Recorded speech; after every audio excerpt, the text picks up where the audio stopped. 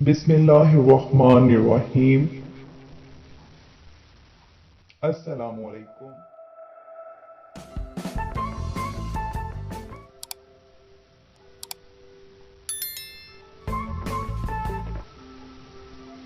शिद्दात की जन्नत बनाने का किस्सा। शिद्दात कौन था, उसकी जन्नत कैसी थी, वो जन्नत अब कहाँ है, वो जन्नत किस मुल्क में है, आइए हम जायजा लेते हैं। दस्तक आप सब दोस्तों की खिदमत में पेश कर रहे हैं शिद्दात का मुकम्मल किस्सा।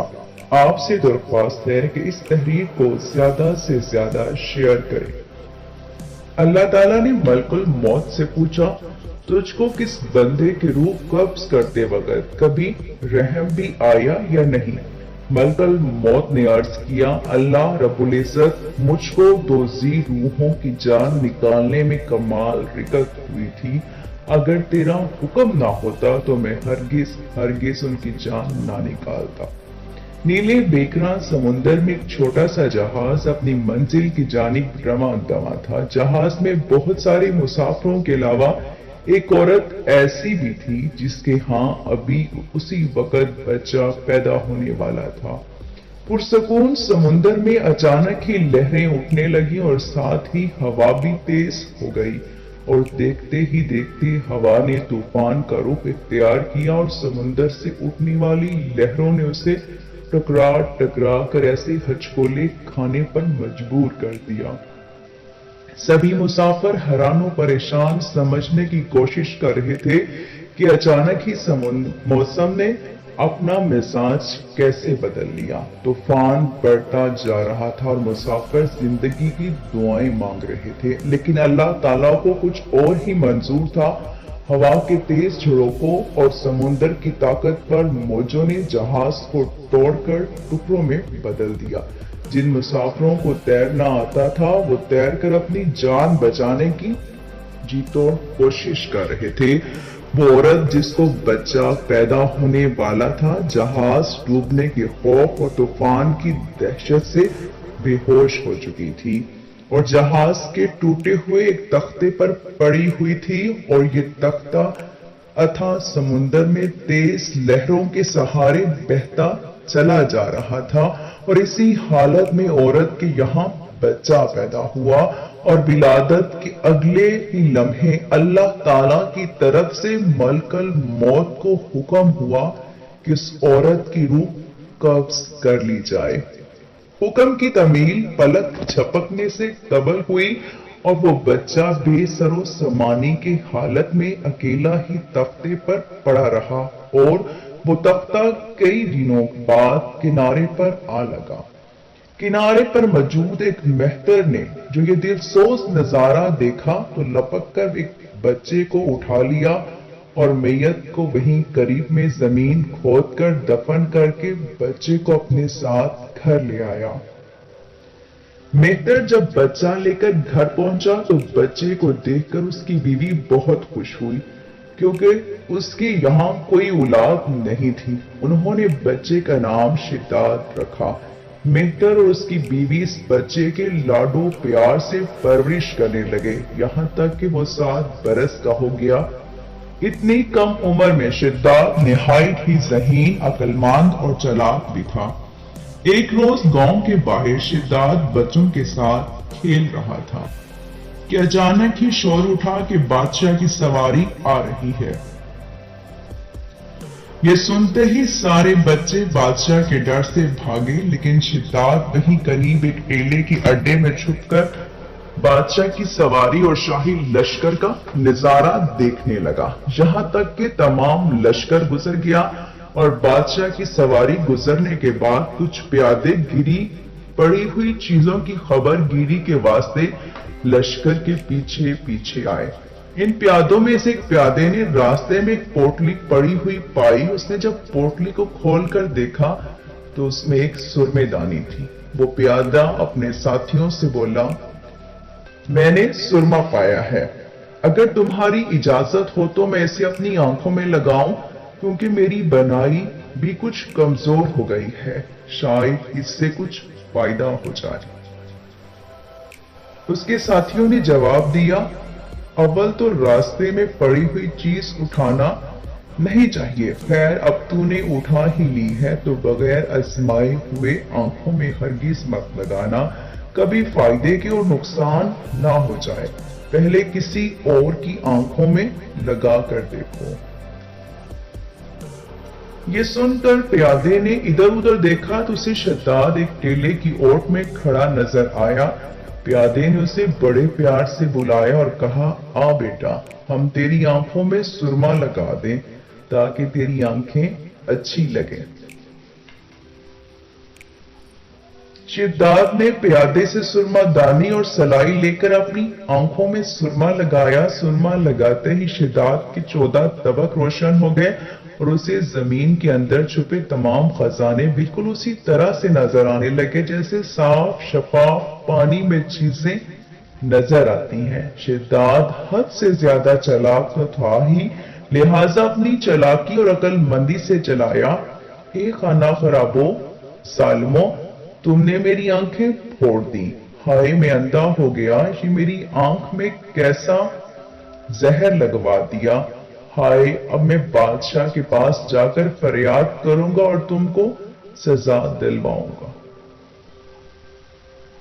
پیادوں نے جو یہ سنا اور مارے خوف کے سرما وہیں چھوڑ گرتے پڑتے اپنی جان بچاتے بھاگ کھڑے ہوئے، اور شداد اپنی چالاکی اور پیادوں کی بزدلی پر خوب ہنسا اور سرمے دانی لے کر اپنے گھر آ گیا اور اپنے باپ سے سارا واقعہ بیان کر دیا۔ مہتر اپنے بیٹے کی ہوشیاری سے بہت خوش ہوا اور بولا، رات کو جب سب لوگ سو جائیں گے تو ہم اپنے بھروسے کے مزدوروں کے ساتھ پھواڑے وغیرہ لے کر چلیں گے اور جہاں بھی تجھ کو خزانہ نظر آئے گا ہم وہاں سے کھود کر نکال لیں گے اور اپنے گدھوں اور خچروں پر لاد کر خزانہ لے آئیں گے۔ اس طرح شداد نے بہت سا مال و دولت اور جواہر اکٹھے کر لیے تھے اور سب گاؤں والوں کو آئے دن دعوتیں کر کر کے اپنا درد و رفیق بنا لیا تھا۔ کچھ عرصے بعد شداد نے اس گاؤں کے سردار کو قتل کر کے اس کی جگہ پر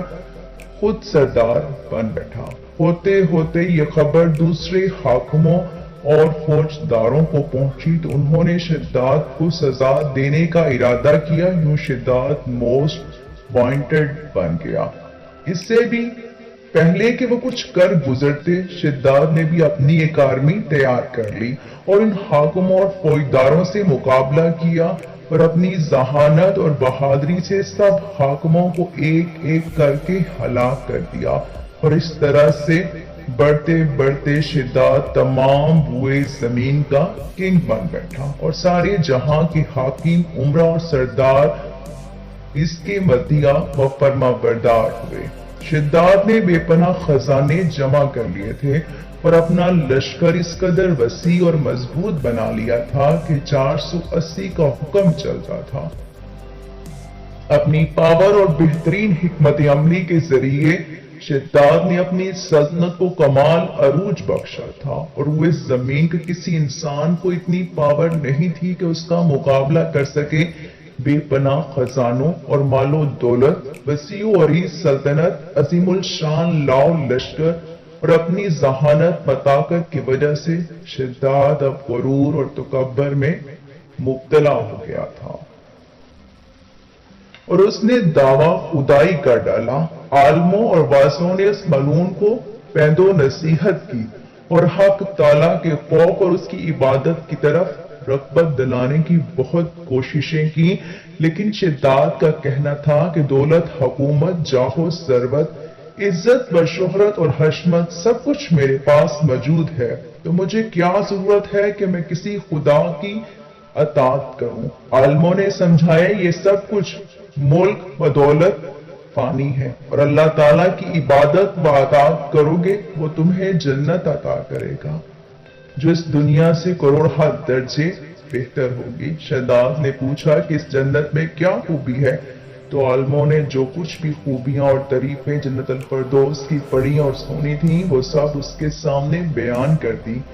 عالموں کی باتیں سن کر شداد نے حقارت سے ہنستے ہوئے جواب دیا، مجھے اس جنت کی کوئی پرواہ نہیں اور نہ ہی مجھے وہ جنت چاہیے، کیونکہ مجھ میں اتنی طاقت اور قوت ہے کہ میں اس سے بھی اچھی جنت اس دنیا میں بنا سکتا ہوں۔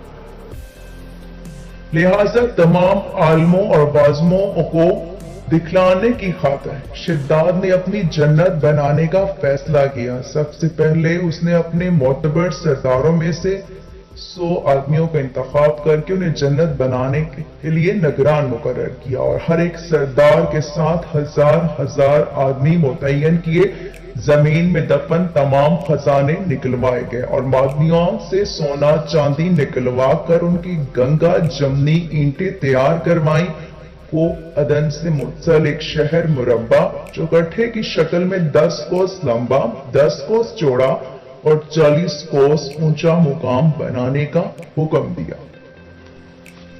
اس شہر کی بنیادیں اس قدر کھودی گئیں کہ پانی کے قریب جا پہنچی، اور پھر ان بنیادوں کو سنگ سلیمانی سے بھروایا گیا۔ جب بنیادیں زمین کے برابر ہو گئیں تو اس پر سونے اور اشرفیوں کی اینٹوں سے دیواریں چننی شروع کی گئی۔ ان دیواروں کی بلندی اس قدر زیادہ تھی کہ جب آفتاب طلوع ہوتا تھا تو اس کی چمک سے دیواروں کی روشنی پر نگاہ نہیں ٹھہرتی تھی۔ شہر کی 4 دیواری کے اندر ہزار محل تیار کیے گئے، اور ہر محل 1000 ستونوں کا، اور ہر ستون جواہرات سے جڑے ہوئے تھے۔ شہر کے درمیان میں ایک نہر بنائی گئی، ہر مکان میں حوض اور چوپائے بنوائے گئے، اور شہر کی بڑی ہنر سے شاخیں نکلوا کر ہر مکان تک ایک نہر پہنچائی گئی، اور ان نہروں کو حوض اور چوپاؤں سے جوڑا گیا۔ حوض اور چوپاؤں کے فرش پر یاقوت، زمرد، مرجان اور نیلم کی تہیں بچھائی گئیں، اور ان کے کناروں پر درخت بنائے گئے جن کی جڑیں سونے کی اور شاخیں اور پتے زمرد کے اور پھول و پھل ان کے موتی اور یاقوت کے اور دیگر جواہرات کے بنوا کر لٹکائے گئے۔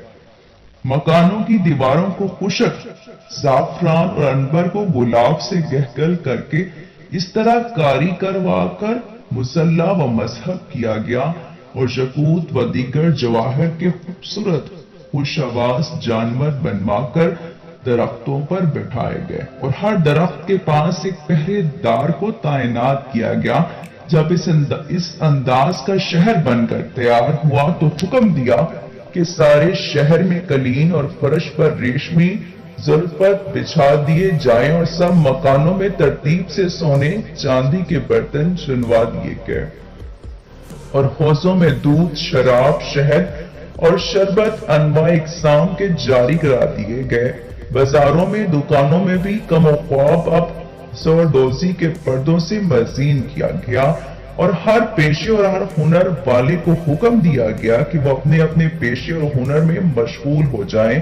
انواع قسم کے میوے، طرح طرح کے عمدہ و لذیذ پکوان ہمیشہ ہی سبھی شہر والوں کو پہنچایا کریں۔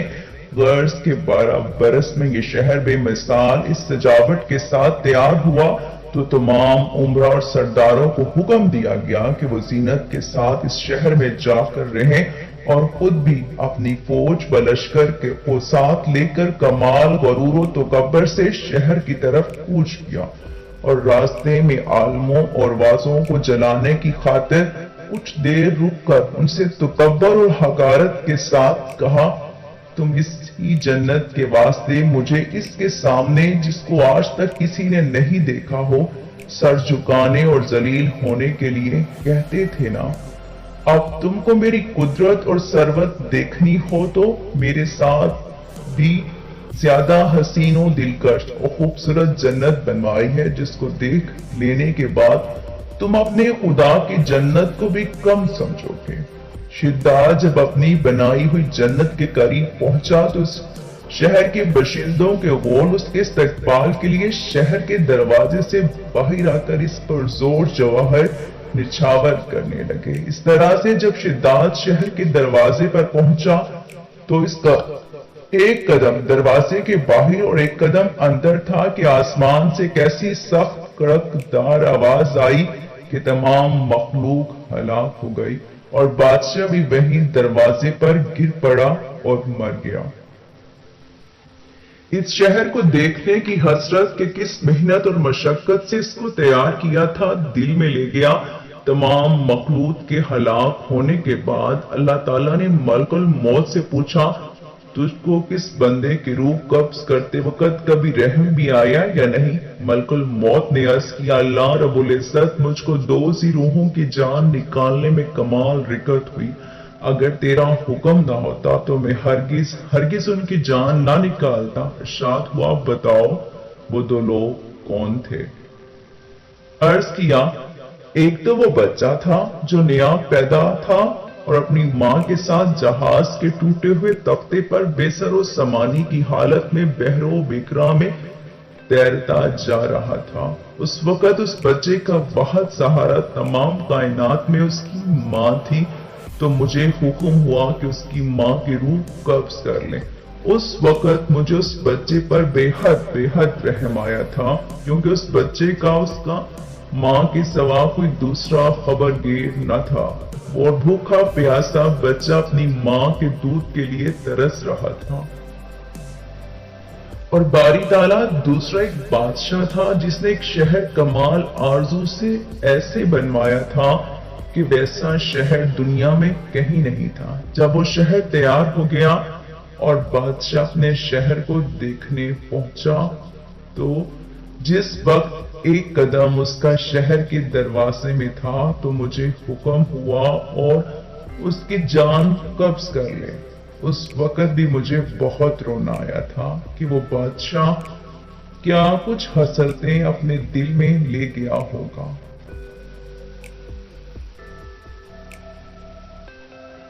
اللہ تعالیٰ نے فرمایا، اسرائیل، تمہیں ایک ہی شخص پر 2 بار رحم آیا، کیونکہ بادشاہ وہی بچہ تھا جس کو ہم نے بغیر ماں باپ کے بنا کسی سہارے کے سمندر کی تیز و تند لہروں اور طوفانوں میں بھی محفوظ رکھا اور اس کو حشمت و ثروت کی بلندیوں پر پہنچایا، اور جب یہ اس مرتبے کو پہنچا تو ہماری تابعداری سے منہ موڑا اور تکبر کرنے لگا، آخرکار اپنی سزا کو پہنچا۔ معتبر تفسیروں میں لکھا ہے کہ شداد اور اس کے لشکر اس شہر کے تمام لوگوں کے ہلاک ہونے کے بعد اللہ پاک نے اس شہر کو دنیا والوں کی نظروں سے پوشیدہ کر دیا، مگر کبھی کبھی رات کے وقت عدن کے گرد و نواح کے لوگوں کو اس جگہ چمکدار روشنی دکھائی دیتی ہے، جس کے بارے میں خیال ہے کہ یہ روشنی اسی شہر کی دیواروں کی ہے۔ قرآن مجید میں بھی ذکر ہے کہ اس شہر کو اللہ پاک نے لوگوں کی نگاہ سے پوشیدہ کر دیا ہے، اور حضرت محمد صلی اللہ علیہ وآلہ وسلم نے فرمایا کہ میری امت میں سے ایک شخص اپنے اونٹ کو ڈھونڈتا ہوا اس شہر میں جائے گا اور وہاں کے عجائبات دیکھے گا۔ اس شہر کی سے زیادہ کوئی اور کیا تعریف کرے گا کہ خود اللہ رب العزت باوجود احاطہ علم اور تمام معلومات کے ارشاد فرمایا ہے کہ یعنی وہ شہر کے ہرگز پیدا نہیں کیا گیا، ویسے روئے زمین کے شہروں میں۔ محترم دوستوں، لکھنے سے انصاف نہیں ہوتا۔ اللہ سے دعا ہے کہ ہم اس لمبی تحریر سے کچھ عبرت حاصل کریں، اور خود اگر 100% چینج نہیں کر سکتے تو 50% تو چینج کر لیے، اگر 50% بھی نہیں ہو سکتا تو 25% خود کو چینج کر دیں اور اللہ کے احکامات پر سختی سے عمل کریں۔